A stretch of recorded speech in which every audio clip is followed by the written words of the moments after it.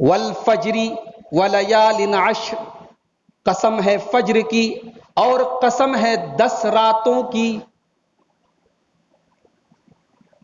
علماء تفسیر لکھتے ہیں کہ ان 10 راتوں سے مراد یہی ذی الحجہ کے پہلے عشرے کی 10 رات، کہ اللہ تبارک و تعالی سال بھر میں اپنے بندوں کو کسی اور دن اتنا معاف نہیں کرتا ہے جتنا 9 ذی الحجہ کو عرفہ کے دن معاف کرتا ہے۔ السلام علیکم ورحمۃ اللہ وبرکاتہ۔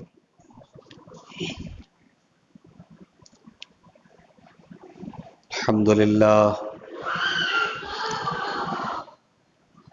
نحمده ونستعینه ونستغفره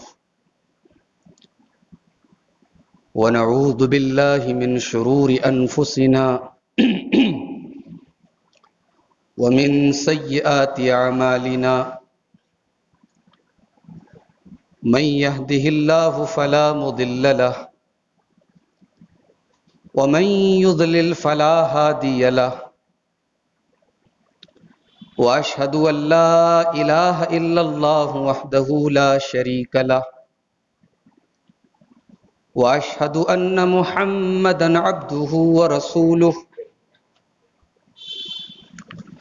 يا ايها الذين امنوا اتقوا الله حق تقاته ولا تموتن الا وانتم مسلمون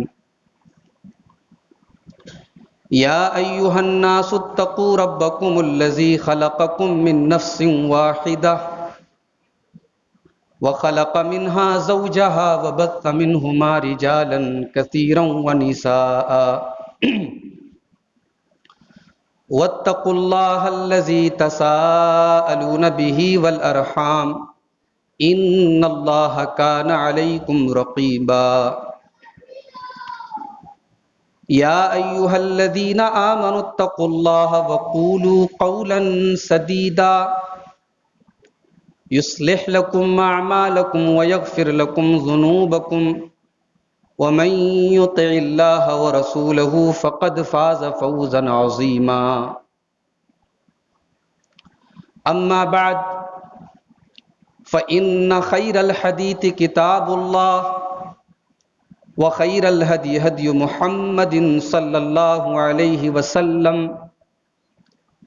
وشر الأمور محدثاتها وكل محدثة بدعة وكل بدعة ضلالة وكل ضلالة في النار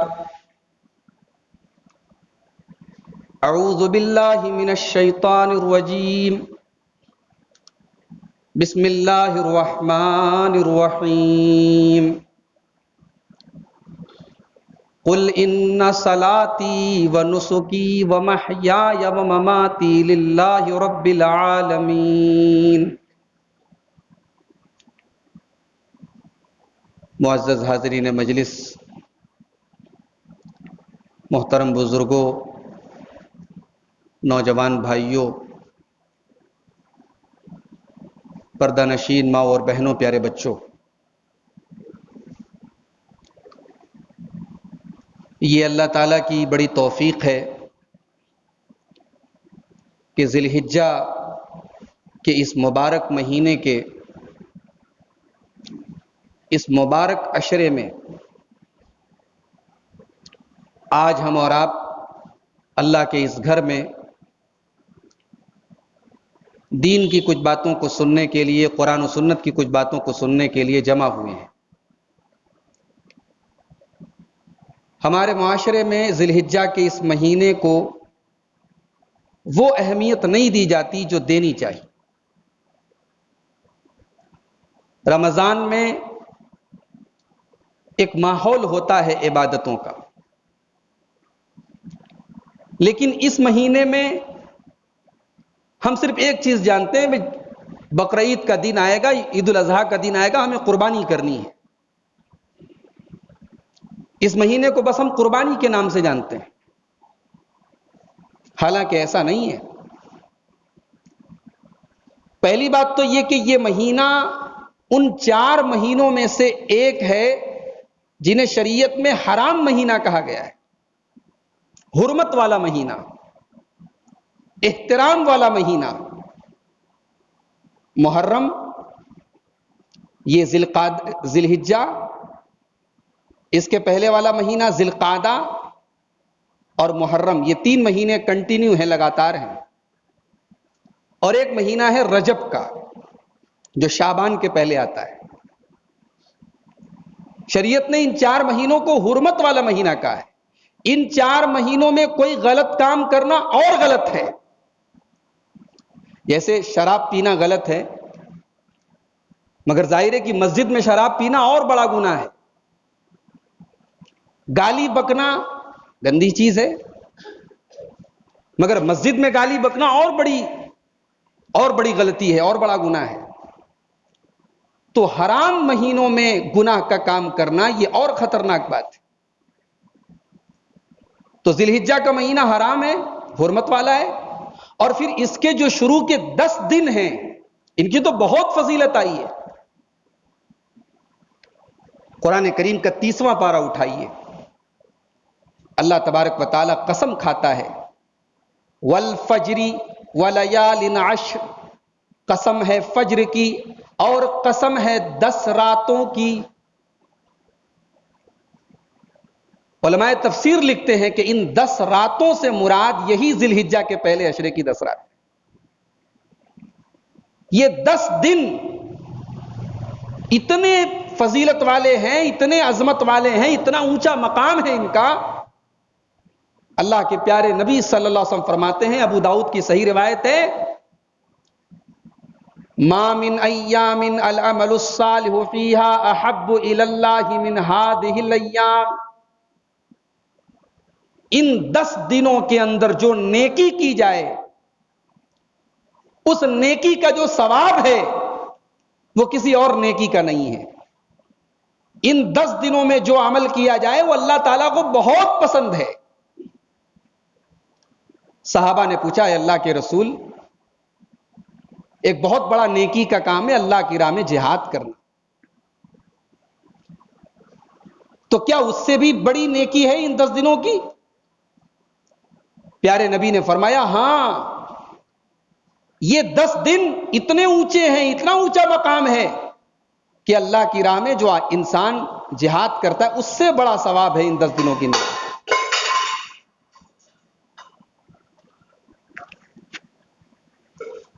لیکن ہاں، اگر کوئی آدمی اللہ کی راہ میں اپنی جان اور مال لے کر کے گیا اور واپس کچھ نہیں لے کر کے لوٹا، یعنی شہید ہو گیا اللہ کی راہ میں، اس کا مقام زیادہ اونچا ہے، ورنہ ان 10 دنوں کا مقام، ان 10 دنوں کی نیکی کا مقام اللہ کی راہ میں جہاد سے بھی بڑا ہے۔ کیوں اتنا اونچا مقام ہے ان 10 دنوں کا؟ ایک سوال پیدا ہوتا ہے، ان 10 دنوں کا اتنا اونچا مقام کیوں ہے؟ علماء کہتے ہیں کہ بڑی بڑی تمام عبادتیں ان 10 دنوں میں اکٹھا ہوتی ہیں، وہ سال کے کسی اور دن میں اکٹھا نہیں ہوتی۔ بھئی ان 10 دنوں میں روزہ بھی رکھا جاتا ہے، اللہ کے رسول کی سنت ہے۔ ابو داؤد کی صحیح روایت ہے، حضرت ام سلمہ کہتی ہیں اللہ کے رسول صلی اللہ علیہ وسلم 1 تاریخ سے لے کر کے 9 تاریخ تک کنٹینیو روزہ رکھتے تھے۔ ہمارے یہاں یہ سنت بھلا دی گئی، اور لوگوں سے شکوہ نہیں، ہم تو اپنے لوگوں سے شکوہ کریں گے، ہمیں تو سنتیں یاد ہونی چاہیے۔ 1 ذی الحجہ سے لے کے 9 ذی الحجہ تک کنٹینیو روزہ رکھو، یہ اللہ کے رسول کی سنت ہے۔ پھر ان 10 دنوں میں یوم النحر ہے، ایک طرف قربانی ہو رہی ہے، دوسری طرف مینا میں کنکری ماری جا رہی ہے، حج ہو رہا ہے، حج کے ارکان ہو رہے ہیں، حج ہو رہا ہے۔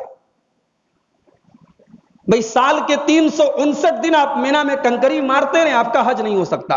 یہ عید الاضحیٰ کے دن آپ کو کنکری مارنی، تب آپ کا حج ہوگا۔ ظاہر ہے کہ وہ 10 ذی الحجہ کی تاریخ ان 10 دنوں میں شامل ہے۔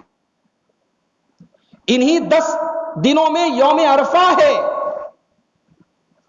ذی الحجہ کی 9 تاریخ ہے، جس کے بارے میں اللہ کے نبی نے فرمایا کہ اللہ تبارک و تعالی سال بھر میں اپنے بندوں کو کسی اور دن اتنا معاف نہیں کرتا ہے جتنا 9 ذی الحجہ کو عرفہ کے دن معاف کرتا ہے۔ تو یہ 10 دن ان کی بڑی اونچی شان ہے میرے بھائی۔ ہمارے یہاں یہ 10 دن ایسے ہی آتے ہیں، گزر جاتے ہیں، کوئی نام بھی نہیں لیتا۔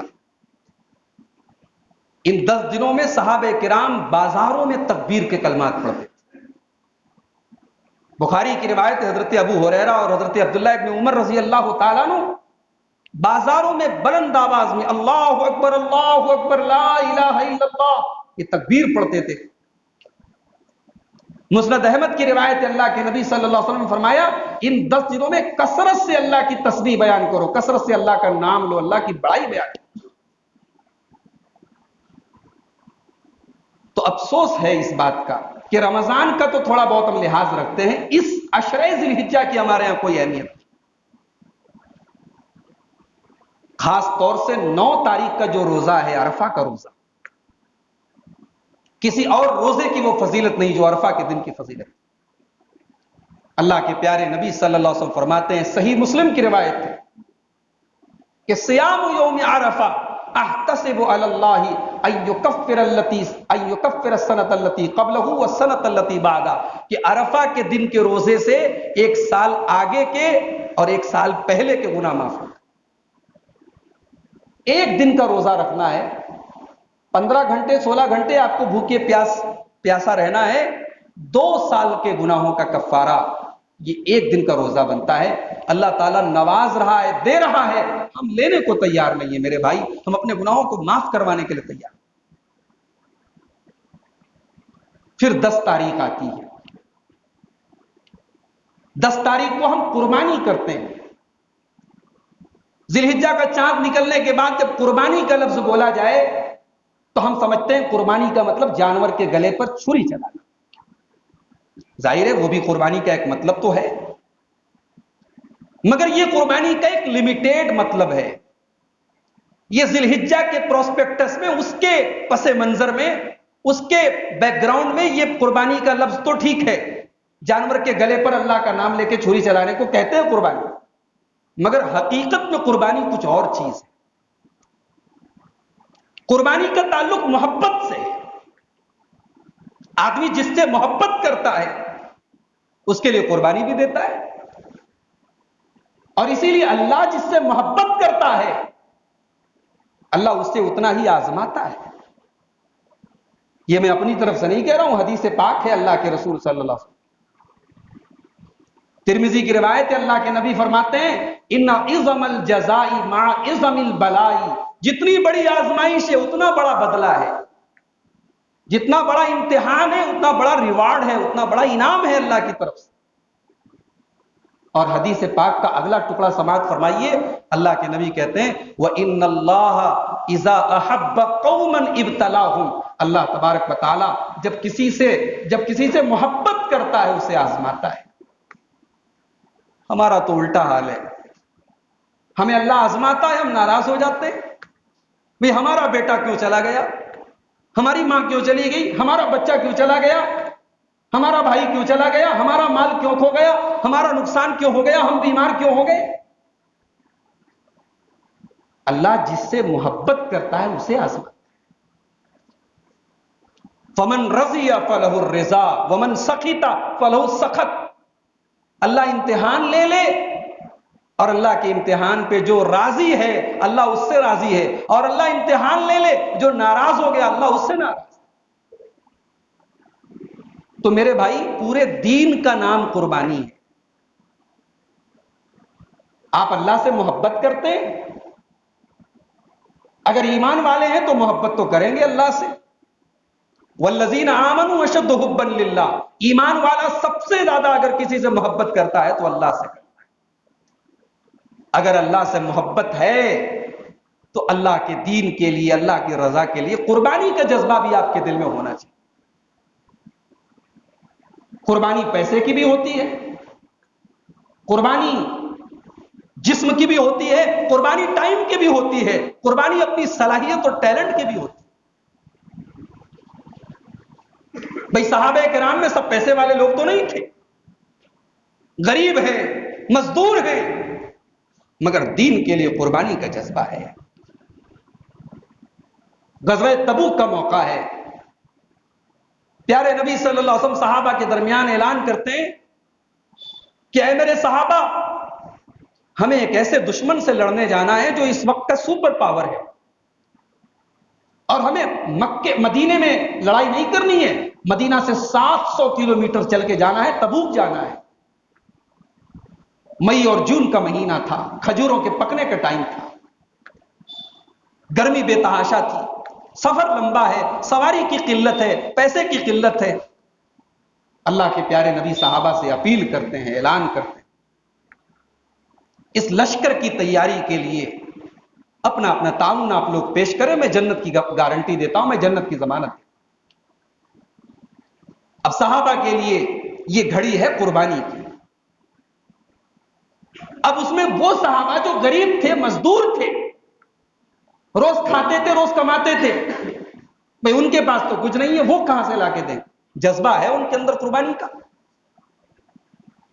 تو کچھ صحابہ ایسے تھے جو دن میں محنت مزدوری کرتے تھے، اپنے بال بچوں کا پیٹ بھرتے تھے، تو ان لوگوں نے غزوہ تبوک کے لیے نائٹ شفٹ میں کام کیا، رات میں کام کیا، اور صبح کو اللہ کے رسول صلی اللہ علیہ وسلم کے پاس ایک مٹھی جو لے کر کے آئے کہ یا رسول اللہ، غریب آدمی ہوں، مزدور آدمی ہوں، آپ نے کل مسجد میں اعلان کیا تھا تبوک کے لشکر کے لیے، یہ میرا چھوٹا سا تعاون آپ قبول فرما دیں۔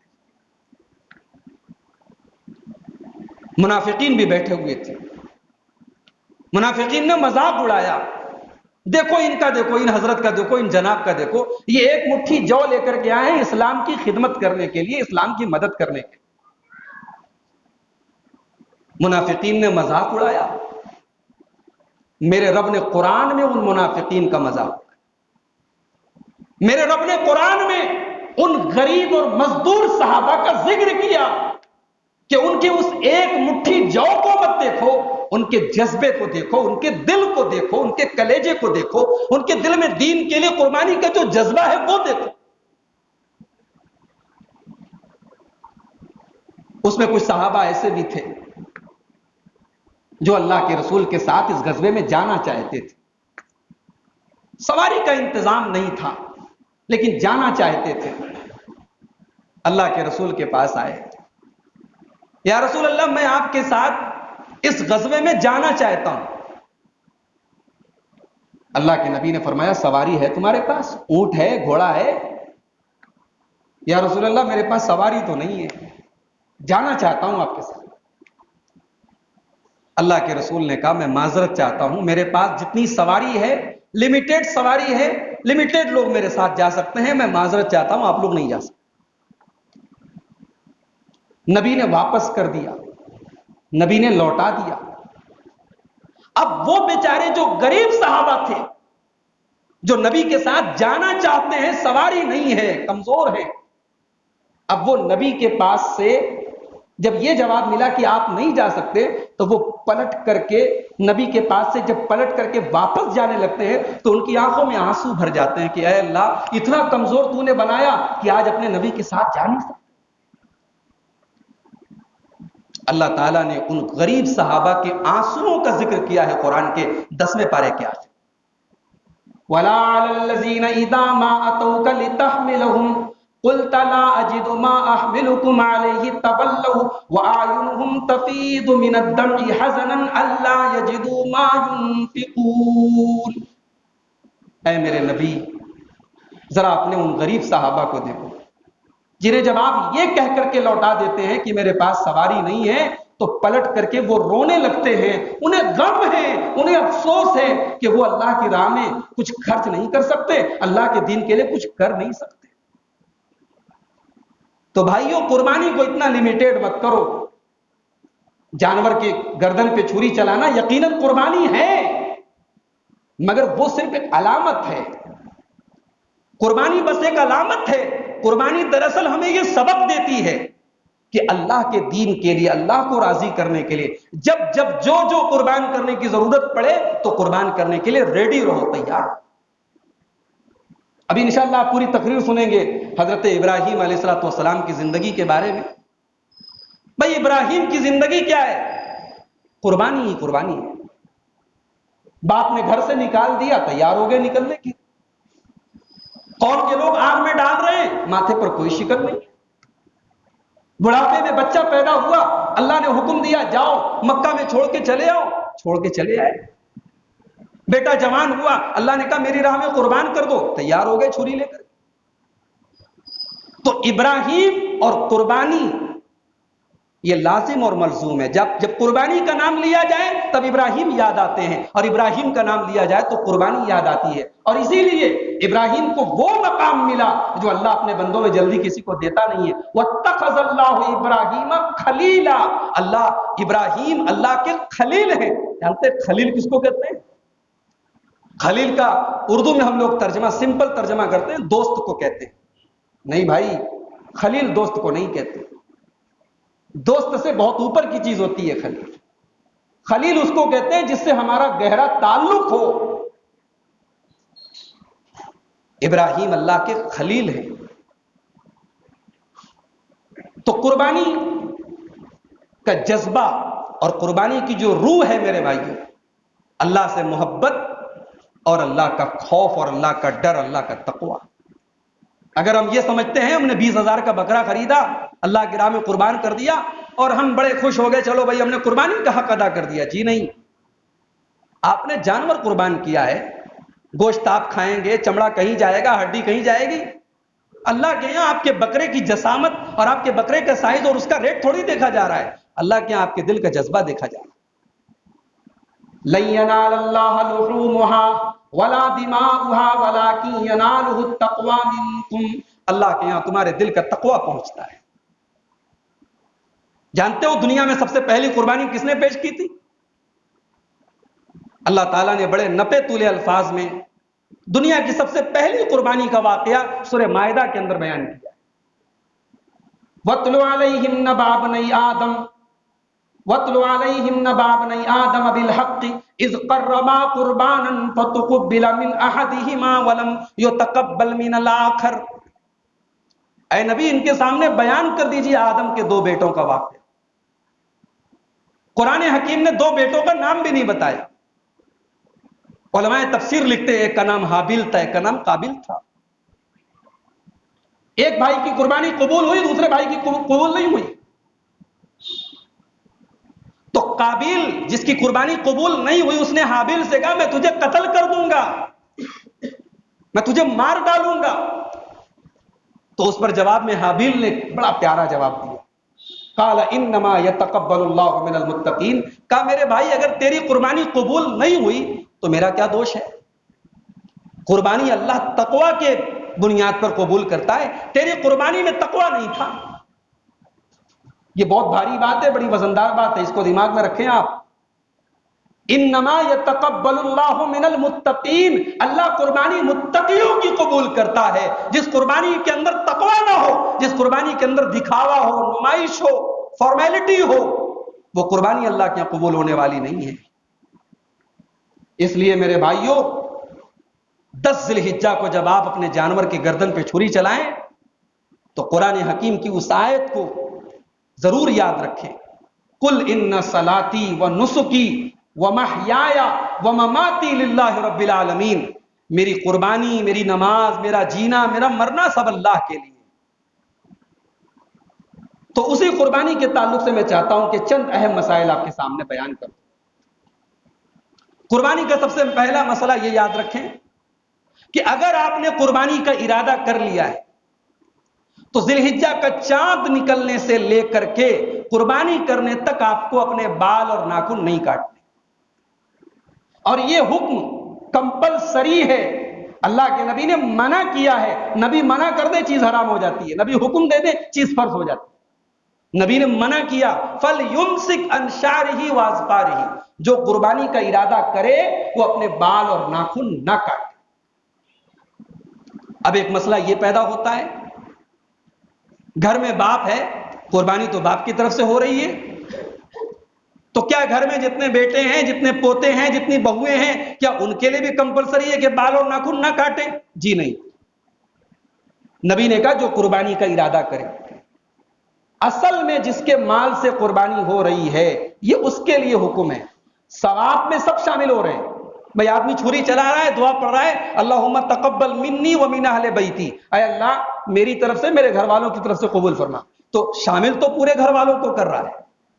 نبی نے، اللہ کے نبی صلی اللہ علیہ وسلم نے بھی اپنی قربانی میں پورے گھر والوں کو شامل کیا، مگر نبی سے کوئی ایسی حدیث نہیں ملتی کہ آپ نے حضرت فاطمہ سے کہا ہو، آپ نے حضرت رقیہ سے کہا ہو، آپ نے حضرت زینب سے کہا ہو کہ دیکھو تم اپنے بال اور ناخن مت کاٹو. تو یہ حکم کمپلسری ان کے لیے ہے جو قربانی کرنے والے. اس کے بعد اب ایک سوال یہ ہے، قربانی کا مقصد کیا ہے؟ قربانی کے پیچھے لاجک کیا ہے؟ کیوں ہم قربانی کرتے؟ بھائی 10,000 کی ہم کا جانور خرید کے لاتے، 10,000 اللہ کی راہ میں صدقہ کر دیں، 10,000 میں کوئی ہاسپٹل بنوا دیں. آج اس دور میں یہ بھی کہا جاتا ہے بھائی قربانی بلا وجہ جیو ہتیا ہو رہی ہے، جانوروں کو مارا جا رہا ہے، وہ کام بھائی اللہ کو راضی کرنا ہے نا، کوئی کسی اور جگہ لگا تو. بھائی دنیا میں تو ہم ایسا نہیں کرتے. ہمیں اسکوٹر لینی ہے، ضرورت ہے ہمیں اسکوٹر کی، اور ہمارے محلے میں کوئی غریب ہے تو ہم یہ تو نہیں کرتے کہ بھئی ہم اسکوٹر نہ لے کر کے وہ پیسہ غریب کو دے دیں. بھئی ہم کو اسکوٹر کی ضرورت ہے، غریب کی مدد بھی کریں گے، اسکوٹر کی ہمیں ضرورت، ہم اسکوٹر بھی لیں گے. دنیا میں ہم یہ اصول اپلائی نہیں کرتے کہ بھئی یہ کام ہمارے لیے ضروری ہے، اس کو چھوڑ کے یہ کام کرو.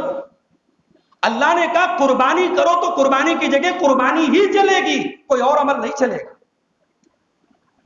10,000 کا جو بکرا اللہ کی راہ میں آپ قربان کر رہے ہیں، اس 10,000 کی جگہ آپ 1,00,000 روپیہ صدقہ کر دیں، اس 1,00,000 روپیے میں آپ کو اس 10,000 کے بکرے کی قربانی کا ثواب نہیں ملے گا. اس کو دماغ میں رکھیں آپ. قربانی کا حکم ہے تو قربانی ہی کرنی ہے. اب مقصد کیا ہے قربانی کا؟ تو قربانی کا جو سب سے بڑا مقصد ہے، بھئی اللہ تعالیٰ نے ہمارے لیے ان جانوروں کو حلال کیا ہے. یہ بکری بکرا، یہ گائے بیل، یہ اونٹ اونٹنی، یہ بھیڑ بھیڑا، یہ دمبا دمبی، یہ ہمارے لیے اللہ نے بنائے ہیں، یہ ہماری خوراک ہیں، یہ ہماری غذا ہیں، انہیں اللہ نے ہمارے فائدے کے لیے بنایا ہے. تو اللہ نے سال میں 4 دن ایسے بنائے کہ ان جانوروں پر اللہ کا نام لے کے ان جانوروں کی قربانی کرو، تاکہ یہ میسج جائے کہ اللہ نے اتنی بڑی غذا، اتنی بڑی نعمت ہم دی ہے، ہم سال میں 4 دن ان جانوروں پر اللہ کا نام لے کر کے ان کی قربانی کر کے اللہ کا شکر ادا کرتے ہیں. ان بہیمۃ الانعام کے اوپر، ان جانوروں پر اللہ کا شکر ادا کرنے کا ایک طریقہ یہ قربانی. اور قربانی کا ایک دوسرا مقصد یہ ہے، غریب لوگ ہیں جن کے گھروں میں مہینے میں کسی دن گوشت بن جائے تو بیچارے بڑے خوش نصیب اپنے آپ کو مانتے. کبھی آپ مرغے کی دکان پہ جائیں، مرغے والے آپ کو جب مرغے کا گوشت دیتے ہیں تو آپ نے دیکھا ہوگا اس کے پیروں کو کاٹ کاٹ کے وہ کنارے الگ رکھ دیتے ہیں، اس کی کلیجیوں کو نکال کے وہ الگ رکھ دیتے ہیں. آپ کو کیا سمجھ میں آتا ہے؟ کیا وہ پیر جو ہوتے ہیں، وہ کلیجیاں ہوتی ہیں، کیا وہ ڈسٹ بین میں ڈالی جاتی؟ جی نہیں، ان کو بھی خریدنے والے ہوتے ہیں. کچھ ایسے غریب لوگ ہوتے ہیں جو بیچارے اتنی طاقت نہیں رکھتے کہ وہ چکن خرید سکیں، تو وہ جاتے ہیں مہینے میں جس دن ان کو گنجائش بنتی ہے، وہ اس چکن کے، اس مرغے کے پیر لے کر کے اپنے گھر میں آتے ہیں. ان کے بچے اسی میں خوش ہو جاتے ہیں کہ آج ہمارے گھر میں چکن کے پائے بنے ہیں، چکن کے گوشت کے پیر بنے ہیں. ان غریبوں کے گھر میں بھی سال کے کچھ ایام ایسے ہوں کہ بہترین گوشت ان کے گھر میں پہنچے، ان کے بچے بھی شوق سے گوشت کھائیں. یہ ہے قربانی کا ایک مقصد. ایک مقصد قربانی کا یہ بھی ہے کہ سال میں کچھ ایام ایسے ہوں جب آپ کے گھر میں گوشت بنے اور آپ کے اہل و عیال پر کوئی پابندی نہ ہو کہ بھئی 4 بوٹی کھا لیا، چلو بس کرو، سب کو کھانا ہے. بھئی گوشت کی فراوانی ہے، کھاؤ کتنا کھا سکتے ہو. اب تو ماشاء اللہ کھانے والے پوری پوری ران کھا جاتے ہیں، کھانے کے شوقین لوگ. تو سال میں کچھ ایام ایسے ہوں جن میں کھانے پر اپنے گھر والوں کو کشادہ کر دیا جائے کہ بھئی کھا سکتے ہو کتنا کھاؤ. یہ بھی قربانی کا ایک مقصد. اور قربانی ہمارے باپ ابراہیم کی سنت کی یادگار ہے. ہزاروں سال پہلے جب ابراہیم علیہ السلام نے اللہ کے حکم پر اپنے بیٹے اسماعیل کی گردن پہ چھری چلائی تھی، لیکن اللہ تعالیٰ نے اسماعیل کو بچا لیا اور اللہ نے کہا کہ ہمیں آپ کے بیٹے کو ذبح نہیں کروانا تھا، ہمیں آپ کے دل کا تقویٰ دیکھنا تھا. اس قربانی میں حضرت ابراہیم کی جو چھری چلی وہ ایک دمبے، ایک میڑھے کی گردن پہ چلی. اس قربانی کی یادگار ہے ہماری یہ قربانی. تو یہ قربانی کا مقصد ہے. قربانی کا حکم کس کے لیے ہے؟ کیا قربانی کا زکات سے کوئی تعلق ہے؟ زکات سے کوئی اٹیچمنٹ ہے؟ جو صاحب نصاب ہو وہ قربانی کرے؟ شریعت کی روشنی میں قربانی کا زکات سے کوئی تعلق نہیں. اگر آپ کے پاس اتنی طاقت ہے آپ قربانی کا جانور خرید سکتے ہیں، آپ قربانی کیجیے. قربانی فرض ہے کہ سنت ہے؟ قربانی فرض نہیں ہے، قربانی سنت ہے، سنت مؤکدہ ہے، بڑی تاکید ہے اس کی. اللہ کے پیارے نبی صلی اللہ علیہ وسلم فرماتے ہیں، ابن ماجہ کی صحیح روایت ہے، من کان لہ سعۃ ولم یضحی فلا یقربن مصلانا، جس کے پاس طاقت ہو اور وہ قربانی نہ کرے وہ ہماری عیدگاہ کے قریب نہ آئے. طاقت کے رہتے ہوئے قربانی کوئی نہیں کرتا وہ غلط کر رہا ہے. لیکن فرض نہیں کہہ سکتے ہم، فرض کہنے کی کوئی دلیل نہیں ہے، واجب کہنے کی کوئی دلیل. قربانی کن کن جانوروں کی کر سکتے ہیں؟ اللہ تعالیٰ نے سورہ حج میں فرمایا کہ قربانی وَلِكُلِّ أُمَّةٍ جَعَلْنَا مَنْسَكًا لِيَذْكُرُوا اسْمَ اللَّهِ عَلَى مَا رَزَقَهُم مِّن بَهِيمَةِ الْأَنْعَامِ. قربانی صرف انہی جانوروں کی ہوگی جن کو بہیمۃ الانعام کہا جاتا ہے. اب یہ بہیمۃ الانعام کون سے جانور ہیں؟ سورہ انعام کی آیت نمبر 143 اور 144 میں اللہ نے فرمایا کہ 8 جانور ہیں بہیمۃ الانعام. من المعز اثنین ومن الضأن اثنین، بھیڑ کا جوڑا بکرے کا جوڑا، ومن الابل اثنین ومن البقر اثنین، اونٹ کا جوڑا اور گائے کا جوڑا. یہ ٹوٹل 8 جانور ہیں جن کی قربانی قرآن و سنت سے ثابت ہے. قربانی کے جانور میں ایک کنڈیشن اور ہے کہ وہ دتا ہونا چاہیے. اللہ کے نبی فرماتے ہیں، صحیح مسلم کی روایت ہے، لا تذبحوا الا مسنۃ، قربانی اسی جانور کی کرو جو دتا ہو، جس نے دودھ کے دانت توڑ دیے ہوں، 2 دانت اس کو سامنے کے نکل آئے. ہاں بھیڑ کا اگر بچہ ہے تو اللہ کے رسول نے اجازت دی ہے کہ وہ جزع ہو، یعنی 1 سال کے اندر کا ہو اور 6 مہینے کا اوپر ہو تو وہ ادنت ہو، تب بھی اس کی قربانی ہو جائے گی، کوئی حرج کی بات. قربانی کے جانوروں میں 4 عیب ایسے ہیں جو نہیں چلیں. حضرت برا ابن عازب رضی اللہ تعالیٰ عنہ کہتے ہیں اللہ کے نبی نے اشارہ کر کے فرمایا کہ 4 جانور ایسے جن کی قربانی نہیں چلی. الاوراء بین ابرھا، جانور ایک آنکھ کا کانا ہو، ایک آنکھ کا کانا ہو اور بالکل صحیح لگ رہا ہو کہ ہاں اس کی ایک آنکھ خراب ہے، ایسے جانور کی قربانی نہیں کر سکتے. والارجاء بین ضلعھا، اور جانور لنگڑا ہو، ایک پیر اس کا کام نہ کر رہا ہو اور بالکل صاف پتہ لگ رہا ہو کہ اس کا ایک پیر کام نہیں کرتا، اور بیمار ہو، اور ایسا بیمار ہو کہ اس کی بیماری بالکل پتہ لگ رہی ہو بالکل بیمار ہے. اور والکثیر التی لا تنقی، اتنا کمزور ہو، مریل ہو کہ اس کے اندر کچھ ہو ہی نہ، بس ہڈی چمڑا ہو، ایسے جانور کی قربانی بھی درست نہیں ہے. تو یہ 4 بڑے بڑے عیب ہیں. چھوٹا موٹا کوئی عیب ہو تو قربانی ہو جائے گی، لیکن قربانی کا جانور خریدتے وقت صحابہ کرام بڑی دیکھ بھال کرتے تھے، بہت احتیاط کرتے تھے، جان بوجھ کر کے کوئی عیب دار جانور نہ خریدا جائے. قربانی کب سے کب تک کر سکتے ہیں؟ عید الاضحیٰ کی نماز کے پہلے اگر آپ نے قربانی کی، آپ کی قربانی نہیں ادا ہو. اللہ کے رسول صلی اللہ علیہ وسلم عید الاضحیٰ کے دن نماز پڑھا کے فارغ ہوئے، آپ نے ایک صحابی کو دیکھا کہ انہوں نے اپنے جانور کی قربانی پہلے ہی کر لی، حضرت ابو بردہ ابن نیار. تو اللہ کے رسول نے کہا یہ تم نے کیا کر دیا؟ کہا اللہ کے رسول میں نے تو پہلے ہی قربانی کر دی. آپ نے فرمایا تل کا شاۃ لحم، قربانی کا ثواب نہیں ملے گا، گوشت ملے گا تمہارے گھر والوں، قربانی کا ثواب نہیں ملے گا. انہوں نے کہا یا رسول اللہ میرے پاس بکری کا ایک بچہ ہے، سال بھر کے اندر کا ہے، جزع ہے، کیا میں اس کی قربانی کر لوں؟ کہ میرے پاس جو جانور تھا وہ تو میں نے پہلے کاٹ دیا. اللہ کے رسول نے فرمایا ٹھیک ہے تم کر لو، لیکن یہ اجازت میں اسپیشلی تمہیں دے رہا ہوں، کسی اور کو یہ اجازت نہیں ہے. کسی اور کو بکری کا جو 1 سال سے کم کا بچہ ہو اس کو کرنے کی اجازت نہیں. اوروں کے لیے شرط یہی ہے کہ دتا ہو، تم اس جزا کی قربانی کر سکتے. تو قربانی بقرعید کے دن عید الاضحیٰ کی نماز کے بعد سے اسٹارٹ ہوگی. کب تک کر سکتے ہیں؟